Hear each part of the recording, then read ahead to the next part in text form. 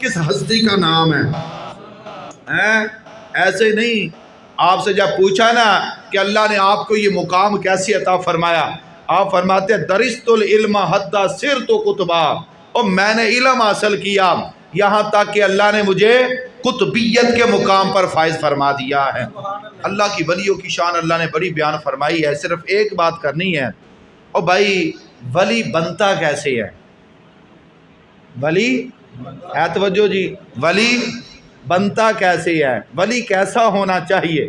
پہلی بات تو اللہ رب العزت نے قرآن پاک کے اندر ولی کی دو نشانیاں بیان فرمائی، الذین آمنوا وکانوا یتقون۔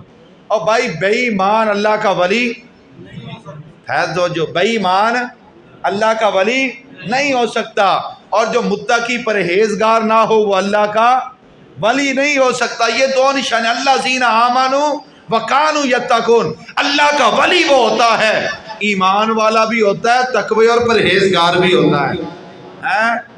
آج آپ بھی جس کے ہاتھ میں ہاتھ دیتے ہیں نا، پہلے دیکھا کریں اس کے اندر یہ دو نشانیاں ہیں، یہ نماز کا پابند ہے، اسے قرآن پڑھنا آتا ہے، یہ عالم دین ہے، یہ کتنا متقی پرہیزگار ہے۔ یہ اسی کی دیکھتے ہیں، اور دیکھو جی یہ دربار کڈا اچا بنیا کھڑا ہے، یہ کو گڈی کڈی وڈی ہے، یہ جناب والا عظمت اور شان کنی لوگ انہوں کنا جان دیں۔ اور یہ ولایت کی نشانیاں نہیں ہیں۔ حضور داتا گنج بخش علی اجمیری کو جانتے ہیں؟ توجہ فرمائیں، وہ ہستی ہے کہ آپ کی بارگاہ کے اندر بندہ آیا، ایک مہینہ رہا، کتنی دیر جی؟ ایک مہینہ۔ ایک مہینے کے بعد جب جانے لگا نا، آپ نے بلا لیا، کہاں آئے تھے؟ اس نے کہا حضور آپ کا مرید ہونے کے لیے آیا تھا۔ آپ نے فرمایا مرید کیوں نہیں ہوا؟ اس نے کہا حضور میں نیت کر کے آیا تھا کہ آپ کے پاس ایک مہینہ رہوں گا، آپ کی کرامتیں دیکھوں گا، تو آپ کرامتیں دکھائیں گے میں آپ کا مرید ہو جاؤں گا۔ میں نے تو آپ کی کوئی کرامت دیکھی نہیں ہے۔ اللہ اکبر۔ پتہ حضور داتا گنج بخش علی اجمیری نے کیا فرمایا؟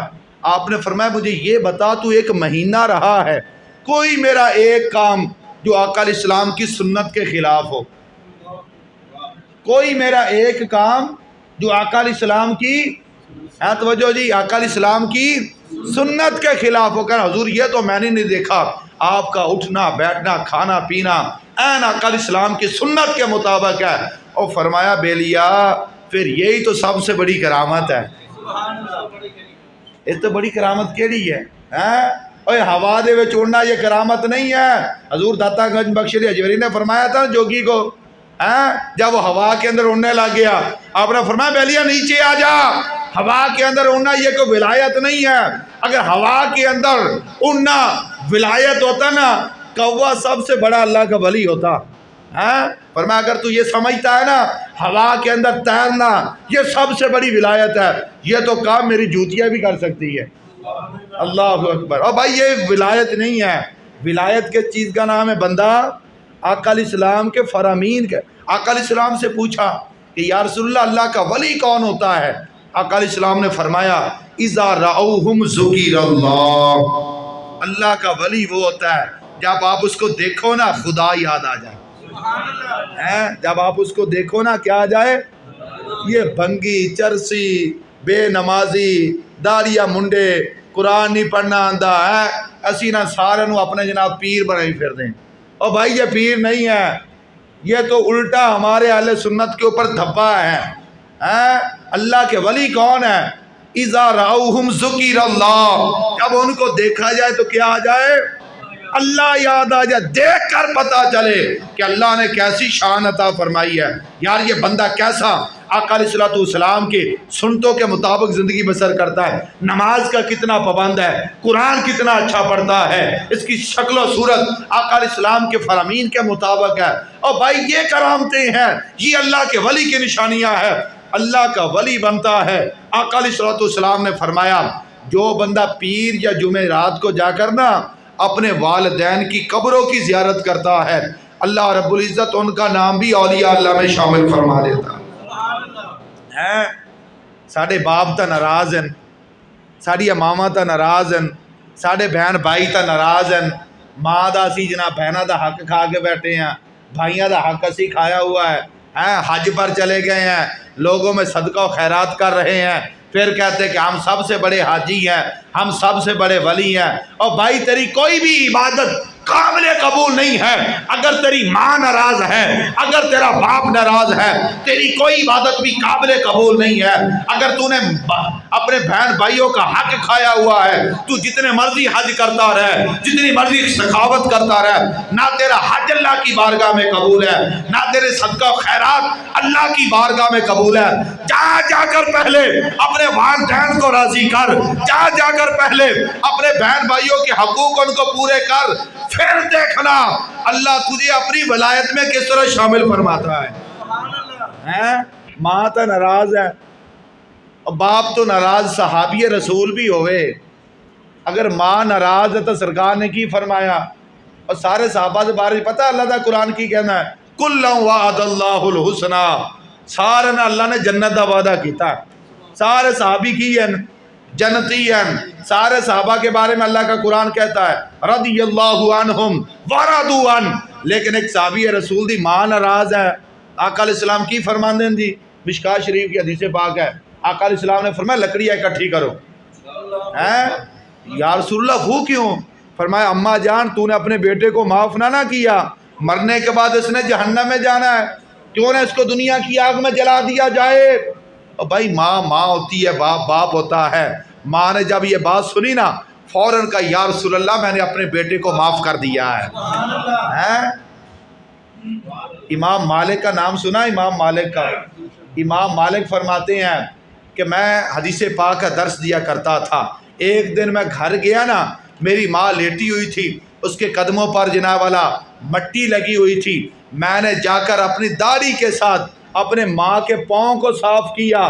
دوسرے دن ایک آپ کے شاگرد آئے، کہنے لگے استاد جی آج ہم نے عجیب خواب دیکھا ہے کہ ہم نے خواب میں دیکھا کہ آپ کی داڑھی کے اندر موتی ہیں۔ آپ فرماتے بیٹا وہ جو تم موتی دیکھ رہے ہو اصل میں میری ماں کے قدموں کی مٹی ہے۔ اصل میں کیا ہے جی؟ مولا کائنات کو مانتے کہ نہیں؟ اور بندہ مومن ہوئے علی دی محبت تو بغیر ہوئے وہ مومن نہیں ہے۔ مولا کائنات نے پتہ کیا فرمایا؟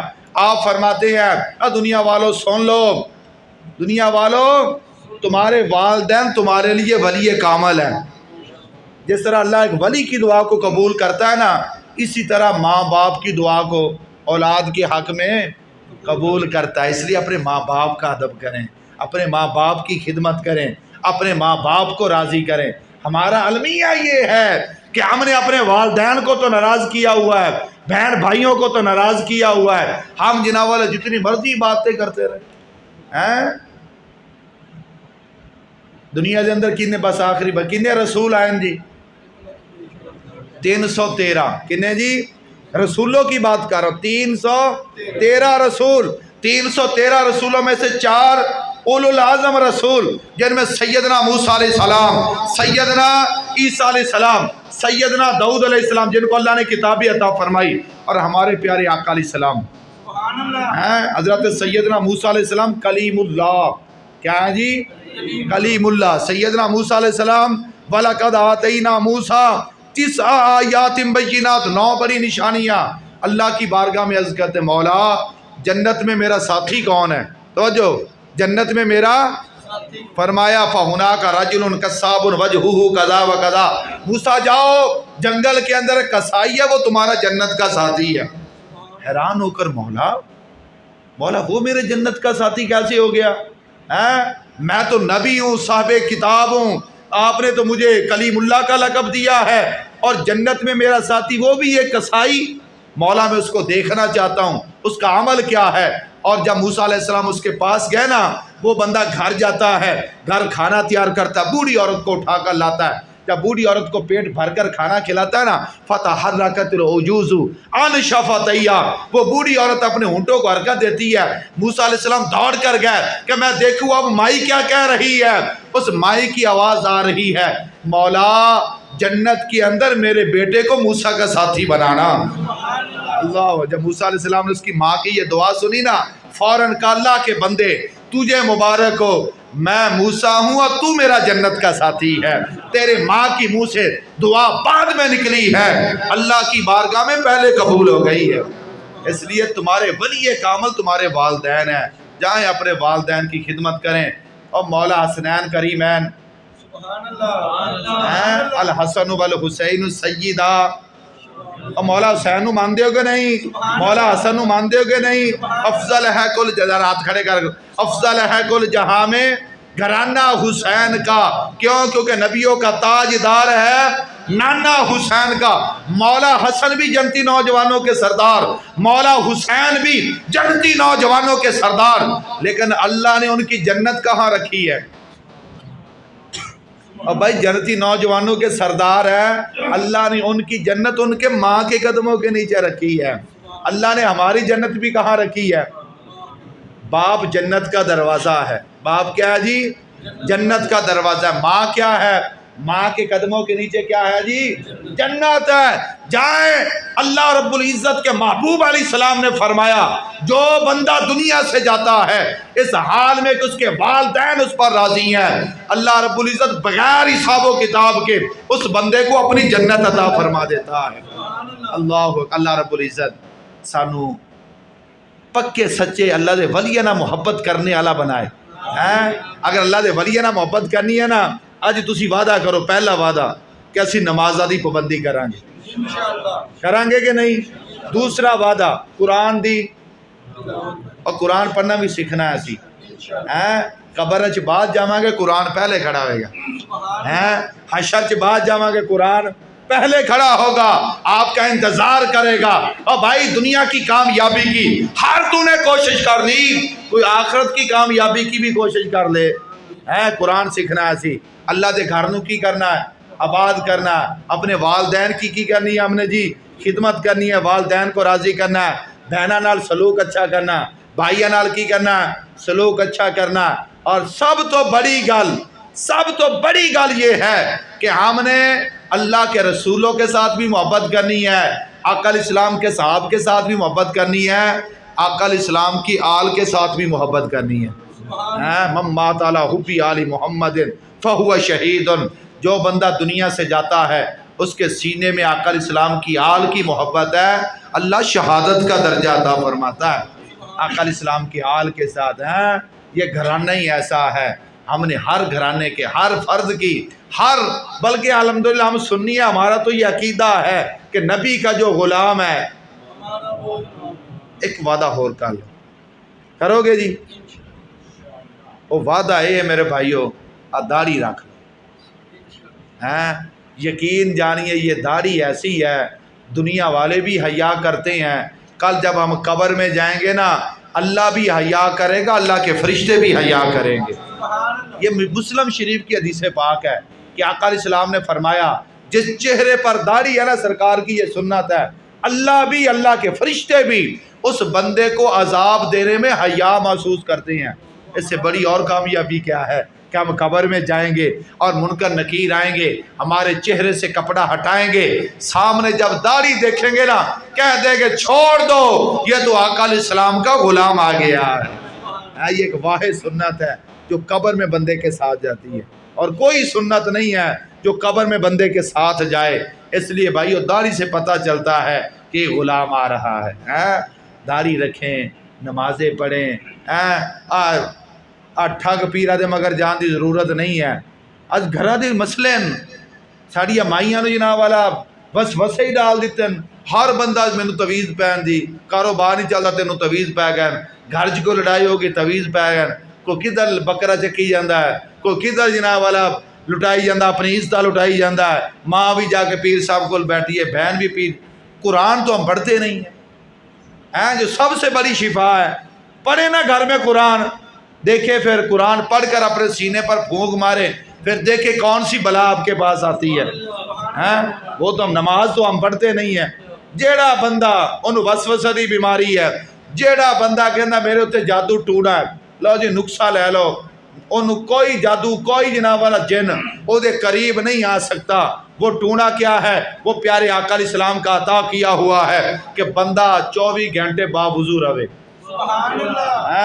24 گھنٹے باوضو رہے تو سرکار تے کی پڑھے، درود السلام پڑھتا رہے، کوئی دنیا دی بلاؤں دے قریب آ ہی نہیں سکتی. یہ کام کریں نا آپ، یہ تو ہم کرتے نہیں ہیں. نماز نہیں پڑھتے، گھر کو ہم نے قبرستان بنایا ہوا ہے، قرآن کی تلاوتیں نہیں کرتے، اس وجہ سے ہم پریشان ہیں۔ بھائیو، اللہ رب العزت ہم سب کو جناب والا قرآن پاک کی تلاوت کرنے والا بنائے، اپنے ولیوں سے محبت کرنے والا بنائے۔ بزم سرور کونین ویلفیئر ٹرسٹ، اس کے آپ بھی رکن بنے۔ یہ بزم بالکل سیاست سے پاک ہے۔ ہمارا مقصد صرف اس بزم بنانے کا یہ ہے کہ الحمدللہ ہم ہر ماہ کسی نہ کسی نسبت کے ساتھ محافل کا اہتمام کرتے ہیں۔ جس طرح یہ بڑی 11ویں شریف ہے، آگے سیدنا صدیق اکبر کا دن آئے گا، اس کے بعد جناب والا جس طرح یہ مہینے گزرتے جا رہے ہیں، حضرت عثمان غنی، مولا علی، شیر خدا، آقا علیہ السلام کا میلاد، یہ سارے نسبتوں کے ساتھ الحمدللہ ہماری نوجوان نسل کو پتہ چلے نا، ابو بکر صدیق کس ہستی کا نام ہے، حضرت عمر فاروق کس ہستی کا نام ہے، عثمان غنی کس ہستی کا نام ہے، مولا کائنات کس ہستی کا نام ہے، آقا علیہ السلام کی عظمت اور شان اسی طرح پتہ چلے گی نا جب ان محفلوں کا، یہی ہمارا مقصد ہے۔ وہ معزز تھے زمانے میں مسلمان ہو کر، ہم خوار ہوئے تارک قرآن ہو کر۔ اللہ ہمیں بھی قرآن کی تعلیمات سمجھنے، اس پر عمل کرنے کی توفیق عطا فرمائے۔ وما علیہ الا البلاغ۔